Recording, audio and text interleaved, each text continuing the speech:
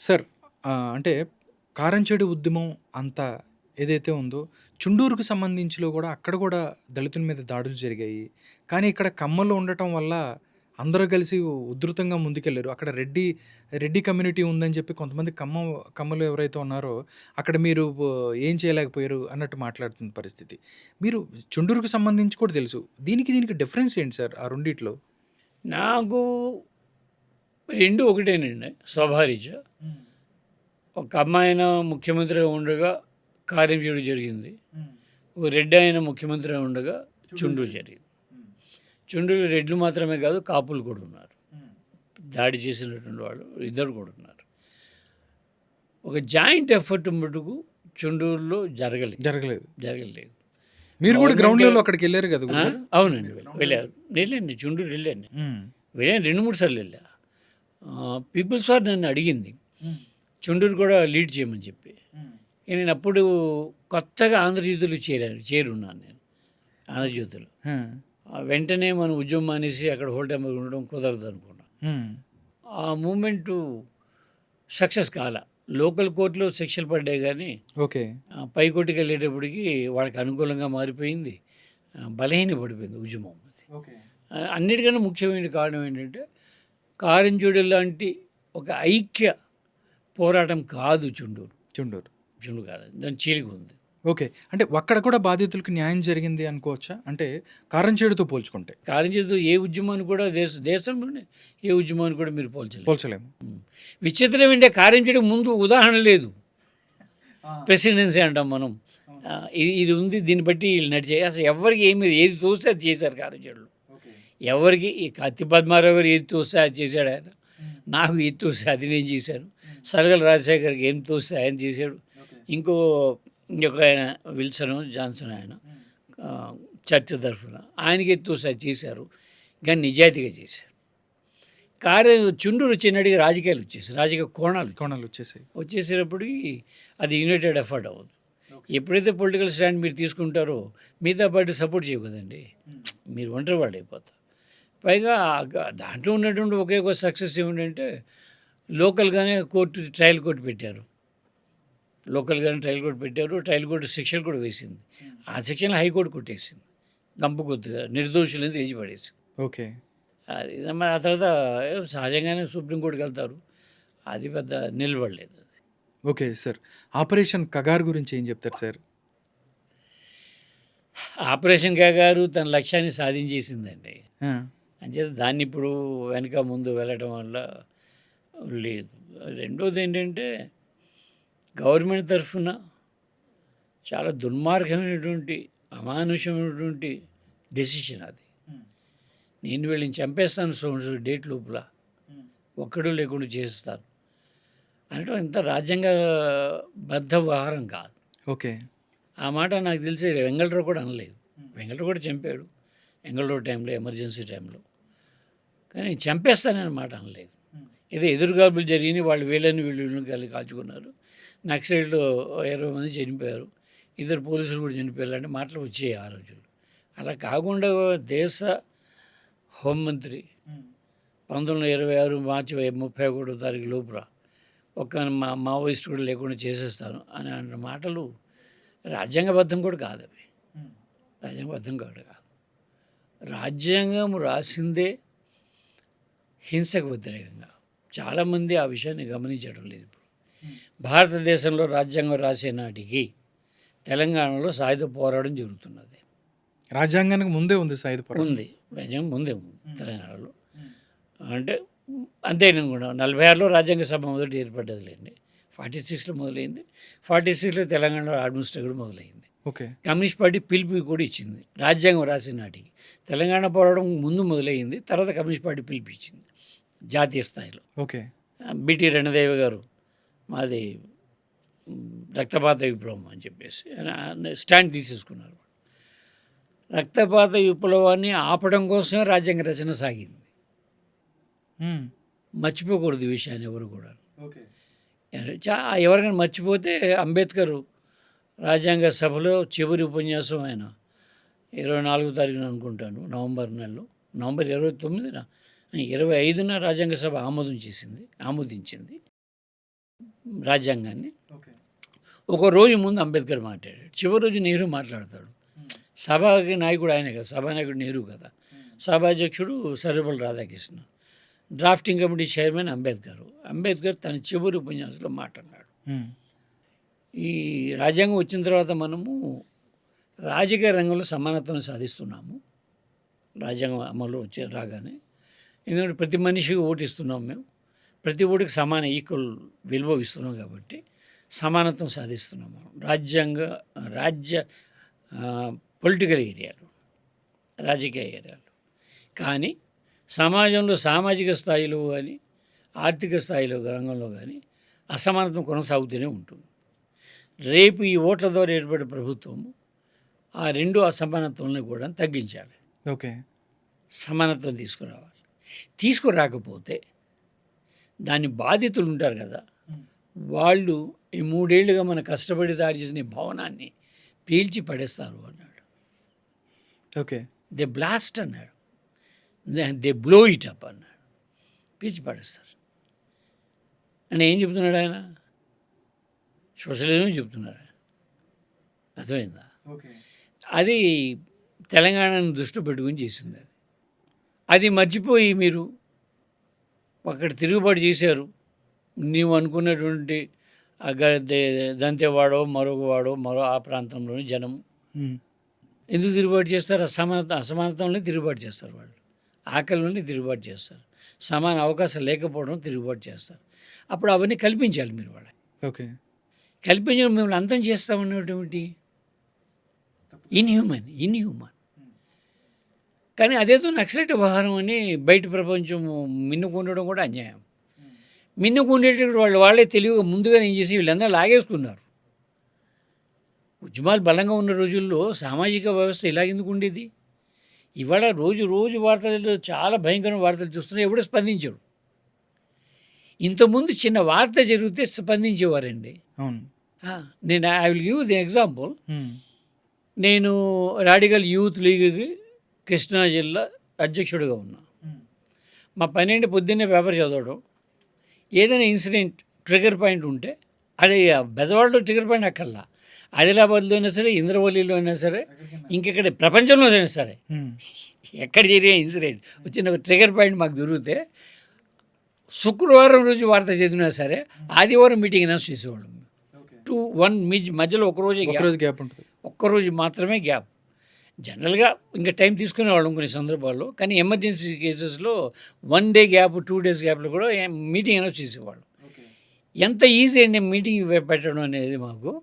నాకు ఉంగరం ఉండేది, ఒక కాసు ఉంగరము, అది తాకట్టు పెట్టడం పంపించేవాడు. మా దగ్గర ప్రభుదాస్ గారు అని ఒక ఆయన ఉండేవారు.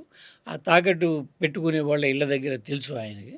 వాళ్ళు ఉంగరం పంపిస్తే వాడు 100 రూపాయలు ఇచ్చేవాడు, 10 రూపాయలు తగ్గించుకొని, అంటే వడ్డీగాను 90 రూపాయలు ఇచ్చేవాడు. ఈ 90 రూపాయలు నేను ఒకడికి 40 రూపాయలు, ఒకటి 50 రూపాయలు ఇచ్చేవాడు. ఎవరు తెలుసా? ఇద్దరును. ఒకటి భరద్వాజ 40 రూపీస్ భరద్వాజ, కలేగూరు ప్రసాద్కి ఏమో 50 రూపాయలు. కలేగూరు ప్రసాద్ 50 రూపాయల్లో 4 బెంచీలు, 3 కుర్చీలు, ఒక టేబుల్, 2 లైట్లు, ఒక మైకు, ఇదంతా కలిపి ఆ రోజుల్లో ప్యాకేజ్ ఏదో 100 రూపీస్ ఏదో ఉండేది. నక్సలైట్ల డిబేట్ అని 50 రూపాయలు మేము రెగ్యులర్గా మీటింగ్ పెట్టేవాళ్ళం కదా, కొంత సింపతి కూడా వాడికి మా మీద 50కి తీసుకొచ్చేవాడు. భరద్వాజ 40 రూపాయల్లో 10 రూపాయలు మైదా పిండి, సైకిల్ రెంటు, కొన్ని టీలు, ప్లస్ 50 వాల్ పోస్టర్లు అంటించడానికి పోస్టర్లు, లితోయి. బెదవాడ అడివిరాముడి సినిమా కాదు కదా మాది రిలీజ్ చేస్తున్నది, ఊరంతా వాల్ పోస్టర్లు అంటించడానికి. మాకు మా సానుభూతిలో 10 పేటల్లో ఉండేవారు, అక్కడ అంటించేవాళ్ళు. ఆ పేట సెంటర్లో 2 చూపడం 10 పేటల్లో 10 4లు 40 వాల్ పోస్టర్లు వేసేస్తాయి. Okay. New India hotel centre, ఇవాళ ఐలాపురం హోటల్ ఉండేది, అక్కడ ఆంధ్రప్రభ ఉండేది ఆఫీస్. ముందు రోజుల్లో ప్రింటింగ్ ఆఫీస్ అక్కడే ఉండేది, ఆంధ్రప్రభ హోటల్. అక్కడ సాయంత్రం కూడా మీటింగు. మాకు ఇంకోటి ఆ స్ట్రీట్కి పక్కనే పాపులర్ షూ కంపెనీ వాళ్ళది గొడౌన్ ఉండేది. వాళ్ళకి ఇన్ఫామ్ చేస్తే శనివారం రోజు వాళ్ళ వాచ్మ్యాన్ వచ్చి మాకు ఎలక్ట్రిసిటీ కనెక్షన్ ఇచ్చేవాడు. ఓకే. వాళ్ళు కుదరలేదనుకోండి, పోల్ మీద నుండి వెదురు వాసం పెట్టి డైరెక్ట్ స్ట్రీట్ నుండి లాగేసేవాళ్ళం. ఈ మాత్రం టెక్నీషియన్స్ మాకు ఉండేవారు. రోడ్డు మీద లాగేసేవాళ్ళం. బహిరంగ సభ జరిపేసి బహిరంగ సభ జరిపేస్తే ఆ వీధి నిండిపోయేది. ఊర్లో ఉన్న చాలామంది పెద్దవాళ్ళు, అంటే ఒకనాటి కమ్యూనిస్ట్ సానుభూతి పనుల్లో కమ్యూనిస్ట్ పార్టీ పనిచేస్తూ ఇవాళ ఊర్లో కాంక్రెస్ ఆఫ్ ది సిటీగా మారినటువంటి వాళ్ళు, చిన్న చిన్నగా కాదు, ఫిలిం డిస్ట్రిబ్యూటర్ కంపెనీ ఓనర్లు, ఇంకా బిజినెస్ పీపుల్, ఇలాంటి వాళ్ళందరూ కూడా కార్లు కాస్త దూరంగా పెట్టి నడుచుకుంటూ వచ్చి న్యూస్ పేపర్లు పరుచుకొని మీటింగ్ ముందు కూర్చునేవారు. ఓకే. అదంతా నిండిపోయేది. మేము మధ్యలో ఒకసారి ఈ జెండా పట్టుకుని జనం పాటలు మా వాళ్ళు పాడేవారు, జేఎన్ఎం వాళ్ళు. ఉపన్యాసం మధ్యలో వెళ్తే జనంలోనూ మినిమం 250 రూపాయలు వచ్చేది ఆ రోజుల్లో. మేము 100 రూపీస్ తోటి మీటింగ్ జరుపుతున్నాం, 250 వచ్చేది. ఓకే. సమ్‌టైమ్స్ 400, 500 కూడా వచ్చేది. ఇక్కడ వచ్చేయి. కానీ ఇది గ్యారంటీ, 250 రూపాయలది గ్యారంటీ. తలో రూ. 2 రూపాయి వేసినా కూడాను దట్ ఈస్ గ్యారంటీ. ఓకే. ఆ సీన్ ఇవాళ లేదు. మనం 10 మందికి ఫోన్ చేసి పిలవాలి, ఒక్కొక్కడికి మీరు తప్పనిసరిగా రావాలని చెప్పాలి, మీరు ఉపన్యాసకులని చెప్పాలి. బహిరంగ సభలు పోయినప్పుడు రౌండ్ టేబుల్స్ తీస్తున్నారు. అంటే వచ్చిన ప్రతి ఒక్కడు కూడా స్పీకరే, వచ్చిన ప్రతి ఒక్కడు కూడా అది ప్రేక్షకుడే. నేను మాట్లాడుతున్నా నువ్వు ప్రేక్షకుడివి, నువ్వు మాట్లాడుతున్నా నేను ప్రేక్షకుడిని. ఈ సీన్ మారిపోయింది, సామాజిక వాతావరణం మారిపోయింది. ఓకే. తర్వాత ఇంకా చాలా గొప్ప పనులు జరిగాయి, చాలా గొప్ప పనులు. ఒక్క రాడికల్ ఉన్నాడంటే కాలేజీలో, ఈవ్ టీజింగ్ లేదు. సిగరెట్ తాగడానికి భయపడేవారు స్టూడెంట్స్, సిగరెట్ తాగడానికి. మందు కాదు, గంజాయి కాదు. ఇవాళ చాలా ఓపెన్గా గంజాయి పీల్చేస్తున్నారు. ఓకే. ఇంకా అమ్మాయిలు ఒకరు గొడవలు అది కాదు. నిన్న మొన్న ఆ చర్చ కూడా వచ్చింది మా ఇంట్లోనే. ఒక ఆయన ఒకప్పుడు మీ మిత్రుడు భరద్వాజ్ అని పెద్దవాళ్ళు హింసించిన ఆయన చాలా పెద్ద హైయర్ ఆఫీసర్ అయ్యాడు ఎలక్ట్రిసిటీ బోర్డులో. ఆయన ఒకరోజు భరద్వాజ్ రోడ్ మోస్తుంటే పట్టుకొని కారులో తీసుకెళ్ళి కిడ్నాప్ చేసినట్టుగానే తన ఆఫీస్ తీసుకెళ్ళి కూర్చోబెట్టి ఏడ్చాడు. మాకు తెలియక మిమ్మల్ని ఆ రోజు హింసించాం మేము. ఇవాళ కాలేజీలో ఎంత పాడిపోయినాయో నేను అనుభవిస్తున్నాను నా మనవరాలు మనంగా. సో ఆ సీన్ లేదు. అంటే అంత గొప్పగా ఉండేదో వాతావరణం. ఎవరిని కలిసినా సరే పుస్తకాలు ఇచ్చేవారండి. ఎవరింటికి వెళ్ళినా సరే డానీ నిరుద్యోగి కదా, పుస్తకాలు ఎలా కొనుక్కోగలడు అని 2 పుస్తకాలు ఇచ్చేవారు. ఒక 5-10 రూపాయలు జేబులో పెట్టేవారు. సినిమాకి వెళ్ళాలన్నా టికెట్ వాడు ఎవడో తీసుకునేవాడు, రైలు ఎక్కినా కూడా ఎవడో టికెట్ తీసుకునేవాడు. ఏ ఊరైనా వెళ్ళిపోయేవాడు. అది మెడ్రాస్ కావచ్చు, కలకత్తా కావచ్చు, ఢిల్లీ కావచ్చు. ఓకే. వెళ్ళిపోవటమే. కాక చాలా అద్భుతమైన వాతావరణం. ఆ వాతావరణం చెడిపోయింది. చెడిపోవడం మిగతా పార్టీలు వీళ్ళని తీసేసుకున్నాయి. కమ్యూనిస్ట్ పార్టీల నాయకులు కూడాను డిమాండ్కి తగ్గ జ్ఞానాన్ని పొందలేకపోయారు. అదొకటి. ఆనాటి జ్ఞానం గొప్పది.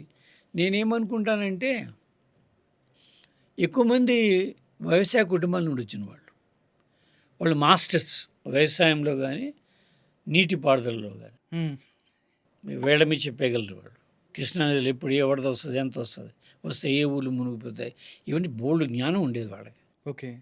అంటే వ్యవసాయ రంగమే ప్రధాన ఉత్పత్తి రంగం ఉన్నంతకాలం కమ్యూనిస్ట్ పార్టీలు అభివృద్ధిలో ఉన్నాయి.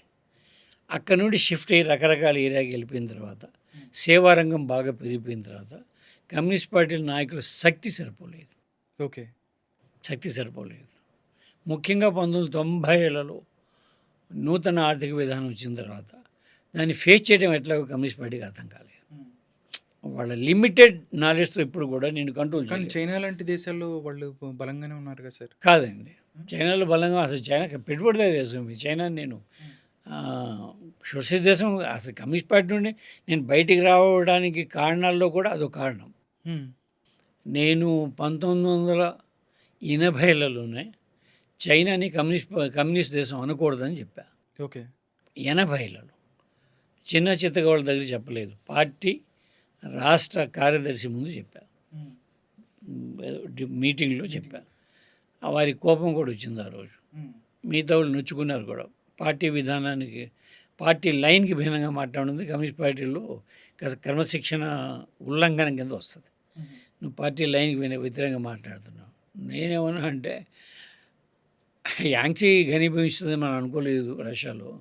మన రష్యాని రివ్యూస్ కంట్రీ అంటున్నాం కదా ఇప్పుడు. మరి ఆ తర్వాత అదే ఓల్గా ఊళ్ళకి కనిపిస్తుందా అనుకోలేదు. యాంగ్సీ కూడా కనిపించి ఉంటుంది, టెస్ట్ చేసామా మనం అన్నాను నేను. హ్మ్. యాక్స్ తర్వాత పీపుల్స్ పవర్ మీద వచ్చినప్పుడు ఆ మాట కూడా అన్నాను. గోదావరి నది కూడా కనిపించిందేమో మనకు డౌట్ రావాలి కదా అన్నాను. హ్మ్. వాళ్ళకి అది కొద్దిగా కోపం వచ్చింది. బట్ నేను ఆ లాజిక్ మటుకు మార్క్సియన్ లాజికే ఫాలో అయ్యాను నేను.